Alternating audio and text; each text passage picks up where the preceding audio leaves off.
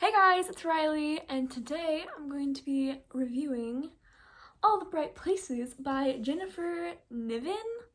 I don't know how to say her last name, but that person. So I'll give you like synopsis and then I'll talk about what's behind me. So, All the Bright Places is about a boy named Finch and a girl named Violet. It's from both of their point of views. It alternates through the chapters. So Finch, he has a lot of issues and he like goes to sleep for like periods of time where he just doesn't feel like he's there, and so he like stays like in his room and his sister like calls him in sick and whatever, and he just like he wants to stay awake and he's sick of going to sleep, I guess, and you find out later in the book that he's probably bipolar. So I mean, that's not really a spoiler, but it just helps you understand him, I guess. And then Violet, is a girl who lost her sister 9 months ago in a car crash. And it was really hard for her because she was the only other person in the car, and she was the person that was like, hey, why don't we take this route? And then that caused them to swerve out and crash, and it wasn't very good. And so, because her and her sister were like best friends, and then she died. And so it's 9 months after that accident, and Finch just like woke up. It's day 6 of his being awake. So that's where the book starts. It's 9 months after the car crash with Eleanor and her sister. And they meet at the top of the bell tower thinking about, suicide, because it's Violet's sister's birthday, which is very, very hard for her. And then Finch, he wants to feel alive and awake, and so he doesn't think he's actually gonna do it, but he likes like feeling what it would be like to almost die but not doing it, I guess. It's kind of hard to explain, you just kind of have to read it, but not as suicidal as they'd sound, so basically, Finch helps Violet off of the ledge because once she's there, she like doesn't want to do it, but she freezes up. She's like, oh crap, I don't know how to get down. And he just happens to be there, so he helps her off, and the whole school sees it because it's the bell tower at their school. And so they're like, oh my gosh, Violet, you're the hero, blah, blah, blah. But one thing leads to another, and they have a school project together that they're doing, and then they end up falling in love, but you'll have to see how. Yeah, if you want a better synopsis, just go watch the trailer for the movie on Netflix. I watched it yesterday. I almost cried, but I didn't. I was trying so hard not to cry, and I didn't for once in my life. So, here we go. So, these sticky notes. Finch, like his whole, like, his walls, or like one of his walls, is covered with sticky notes of like words that he thinks are interesting, and just random stuff. And Violet starts sort of a wall of her own, and sticky notes on the wall are very important to the story. So I thought when I was reviewing it, I made sticky notes about like parts that I wanted to talk about, and then I was gonna pick them off the wall because I don't know. it's a thing from the book, so I wanted to do it.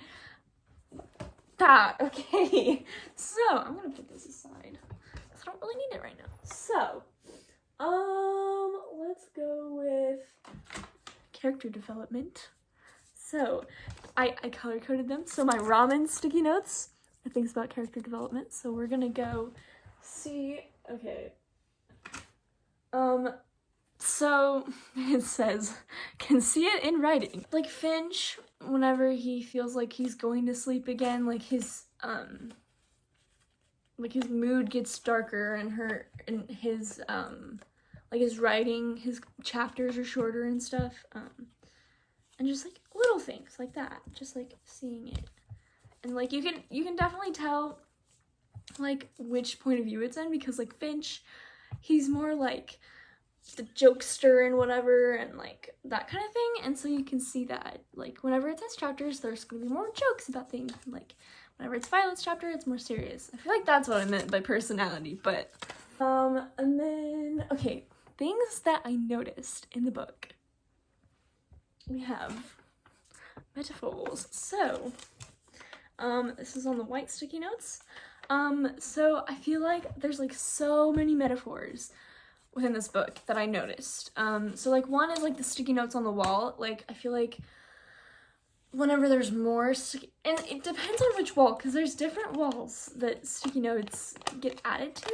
So I feel like sticky notes represent like at least for Finch, like trying to be in control and wanting to have control over certain things, so he writes sticky notes, I guess. Like I feel like the more sticky notes that are on his wall, the more control he has, if that makes sense. It makes more sense once you read the book, but I feel like the book is chock full of metaphors, and I love that. So yes. Okay. And then, oh my gosh, quirks. You can't have a good book without having like the characters have like quirks.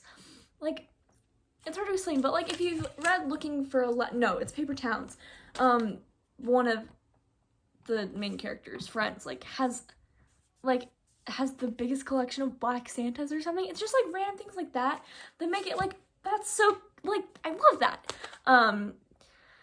So like there's little things like just throughout the book that make the characters who they are, and like especially the side characters, like whenever they have little quirks, that makes them more real, you know? Or like just even like just interests. Like Finch, he loves playing guitar, but like his quirk, I guess, is like trying to reinvent himself, which is also sort of a metaphor. So he'll call himself like 80s Finch, or like edgy Finch. Like it's because he changes the outfit choice. Like, so it's really interesting to like, I don't know, it just makes the book a whole lot more interesting, and yeah. So,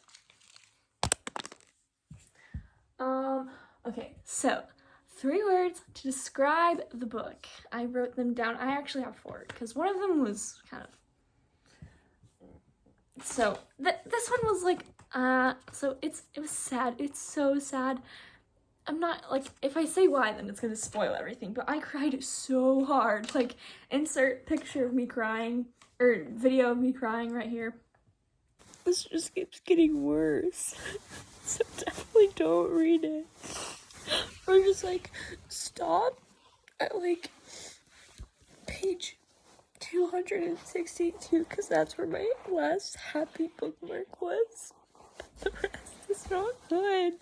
I take back everything that I previously said about all the bright places. No one should ever read that, because it's really sad. So it's very, very sad. And as you saw from the video, I texted my group chat. I was like, everybody should read all the bright places before I got to the sad part. And then I got to the sad part, and I sent a video of me crying to them saying that they shouldn't read it because it's sad. So yeah, do with that what you want, I guess. But it's very sad, and I have a little asterisk on it. It says sometimes hard to read, which I feel like it was sometimes it's really hard to read, just because like the characters, like, you grow to love them. They're so lovable, and like they have their like ups and downs and their quirks and their like bad things and their good things, like people do, but you fall in love with them, and then it's so hard to read whenever they're having difficulties and stuff, I guess. But it's just like part of the great writing, like, I feel like. So there's one.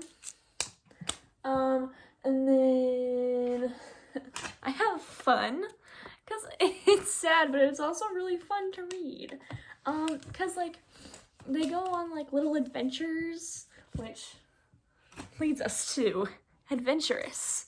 But they go like on little like dates that are like adventurous, I guess. Like it's hard to explain because it's just so good. Everybody read it, please. There you go. Read all the bright places, even though you're gonna cry your eyes out. I was literally crying for an hour. We don't talk about it, but yeah. So it's fun, because like in the happy times, like, it's really happy and lighthearted, and it's just like, it's very fun and adventurous. Like, I this crumpled sticky note says. So, and then I have personality. I already had that on another one, but I feel like it just has a lot of personality. Like, going back to the quirks thing, wow, I dropped it. But it just has like a lot of personality, because there's like, the characters are so diverse, and like, I don't know, it's hard to explain, but yeah, there's definitely personality in the book. So if I could, I'm gonna rate the book now.